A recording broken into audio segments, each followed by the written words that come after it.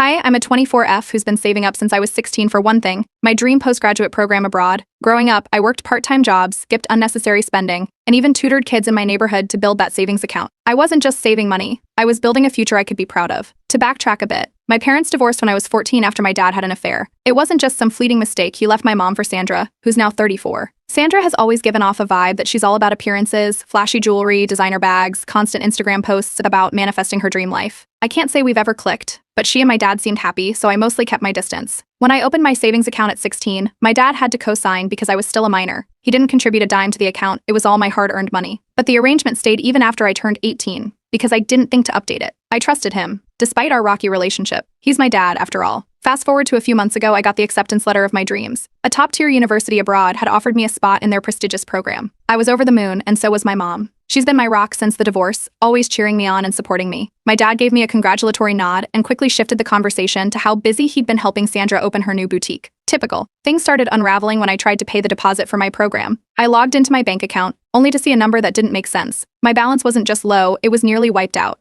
Almost $30,000 gone. I thought it was some kind of mistake or fraud. I called the bank immediately, panicking, but what they told me knocked the wind out of me. The transactions were all legal and authorized by my dad, the co-signer on the account. When I confronted him, he didn't even try to deny it. He said he borrowed the money to help Sandra launch her boutique, promising to pay it back someday. Someday? This wasn't some spare cash lying around. It was my future, my years of sacrifices, my ticket to a better life. He brushed it off like it was no big deal, acting like I was overreacting. Sandra's reaction was worse. She had the nerve to tell me it was family money and that I was too young to need it anyway. She actually smirked as she said it, like I should be grateful she even bothered to explain herself. I didn't even have words. All I knew was that I couldn't let this slide. My mom, of course, was livid. She offered to loan me as much as she could, but it wasn't nearly enough to cover everything. Legal action crossed my mind, but I quickly realized that fighting my dad in court would cost me more money and time than I had. Plus, with him technically having co-signing rights, it would be a murky battle. I felt stuck, until I noticed something about Sandra that sparked an idea. Sandra is obsessed with her boutique and her image. She's constantly posting online about her entrepreneurial journey, showcasing overpriced items and giving motivational talks about building a brand. It's like she lives for the attention. And that's when it hit me, if they thought they could take my money and get away with it, they were sorely mistaken. If legal action wasn't an option, I'd find another way to make them pay. I started digging into Sandra's business. Late nights spent scrolling through her social media, searching public records, and reading between the lines of her posts revealed cracks in her perfect facade.